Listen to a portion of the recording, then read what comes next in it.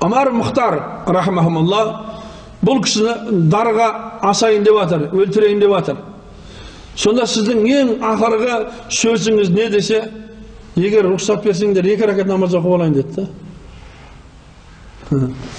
Аллахтың сонда ұлы құдіреті وَمَا خَلَقْتُ الْجِنَّ وَالْإِنْسَ إِلَّا لِيَعْبُدُونَ аятыны шын жүрегімен түсінген адам намазына өте қатал болады.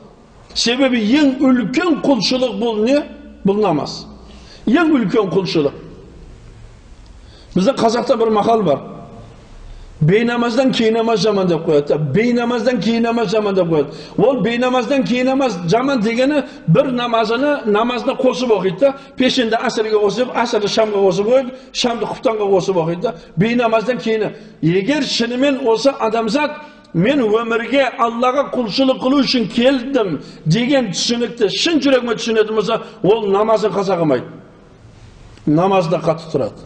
Сондағы жаңа американецтің айтып атқаны, адам дейді, мана дүниеде қалтасында көк тиыны болмаса да, оның намазы болса, ол бақыт екен деген түсінікке келдім дейді. Бізде көпшілік жігіттер айтады, мен намаз оқысам да жолым жүрмейді де мен дейді. Намазды жол жүру үшін оқымайды адам. Намазды адам бай болу үшін оқымайды адам.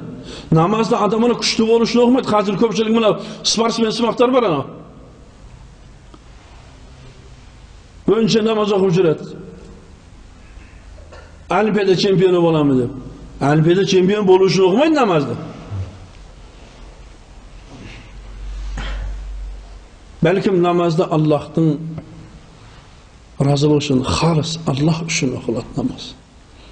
Намазда ешқандай рия болмайды. Намазда жүрекпенен оқиды да.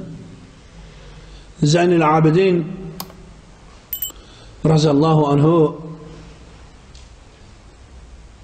өзінің бабасы Хасан ибн Алиді келтіреді.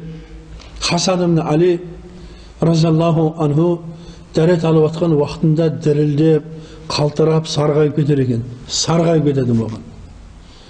Не болды сізге, бір жеріңіз мазаңыз қашты ма десе, мен намазы осыншалық қиналасып етсе, сен білесің бе, мен кімнің алдында тұрмақшымын дейді. Мен кімнің алдында тұрмақшымын. Осы дәрежеде.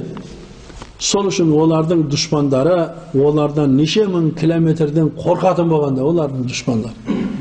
Бізден ешкім қорқпайды. Олардың сөздері сондай әсерлі болғанда, біздің сөзіміз қатынымызға да әсер етпейді ғой.